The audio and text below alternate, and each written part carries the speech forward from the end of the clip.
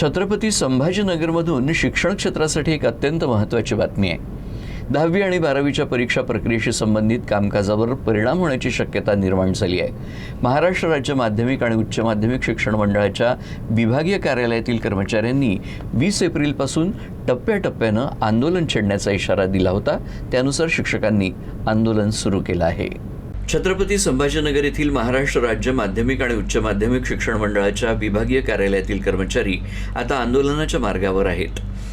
कर्मचारी महासंघटना आणि बहुजन कर्मचारी कल्याण महासंघाच्या संयुक्त कृती समितीनं 20 एप्रिलपासून आंदोलन सुरू केलं आहे। या आंदोलनामागे मंडळ प्रशासनानं अचानकपणे महाराष्ट्र नागरी सेवा नियम म्हणजेच MCSR लागू करण्याचा घेतलेला निर्णय हे प्रमुख कारण असल्याचं सांगितलं जातं। या निर्णयामुळे पूर्वीचे बढती आणि बदलीचे निकष रद्द करण्यात आल्याचा आरोप कर्मचारी संघटनांनी केला आहे।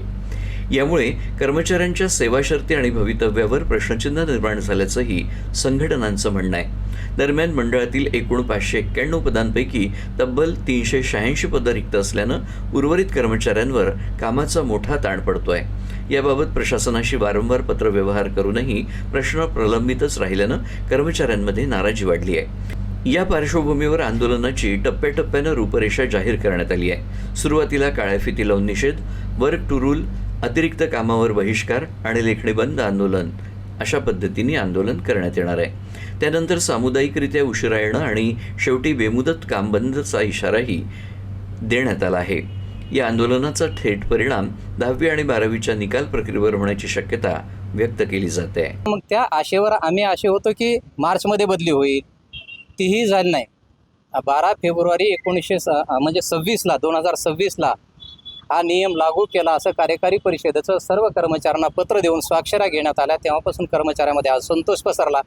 परंतु आमचं असं आहे की एक डिव्हिजन म्हणलं आमचं विभागीय मंडळ, फक्त महाराष्ट्रामध्ये 9 विभागीय मंडळ आणि राज्य मंडळ असे 10 कार्यालय आहेत आणि प्रत्येक कार्यालयाचं अंतर पाहता किमान 300 किलोमीटरच्या पुढेच आहे।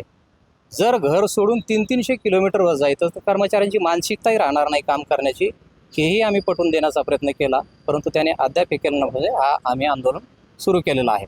निकाल हा प्रत्येक वर्षी 8-8 दिवस आधी लावण्याचा प्रयत्न केला जातोय। त्यामुळे कर्मचाऱ्यांवर ताण आलेला आहे आणि कार्यक्षमता ही आपोआप कमी होते, ती वाढूच शकत नाहीये। कारण प्रत्येक कर्मचाऱ्याकडे साधारण 3 टेबलचं काम असतं आणि एका कार्यासनाचं काम सांभाळता दुसऱ्या 2 कार्यासनाचं काम करताना विद्यार्थ्यांना कर्मचारी न्याय देऊ शकत नाही।